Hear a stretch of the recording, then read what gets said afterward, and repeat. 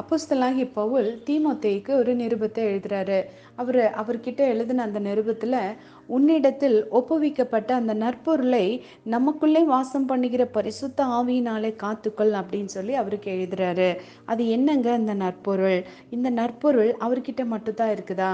இல்லைங்க. யாரெல்லாம் ஆண்டவராகிய இயேசு கிறிஸ்துவை சொந்த இரட்சகராக ஏற்றுக்கொண்டு இருக்கிறாங்களோ, யார்கிட்ட அவரை பற்றும் விசுவாசம் இருக்கிறதோ, அத்தனை பேர்கிட்டயும் அந்த நற்பொருள் இருக்குது.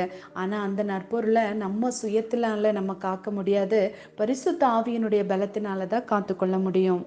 மேலும் பவுல் சொல்றாரு, ஓ தீமோத்தேயுவே, உன்னிடத்தில் ஒப்புவிக்கப்பட்டதை நீ காத்துக்கொண்டு சீர்கேடான வீண் பேச்சுகளுக்கும் ஞானமென்று பொய்யாய் பேர் பெற்றிருக்கிற கொள்கையின் விபரீதங்களுக்கும் விட்டு விலகு. சிலர் அதை பாராட்டி விசுவாசத்தை விட்டு வழுவி போனார்கள் அப்படின்னு சொல்றாரு. ஆமாங்க. இப்படிப்பட்ட வீண் பேச்சுகளுக்கு நம்ம வாழ்க்கையில இடமளிக்காம நம்ம விசுவாசத்தை காத்துக்கொள்வோமா?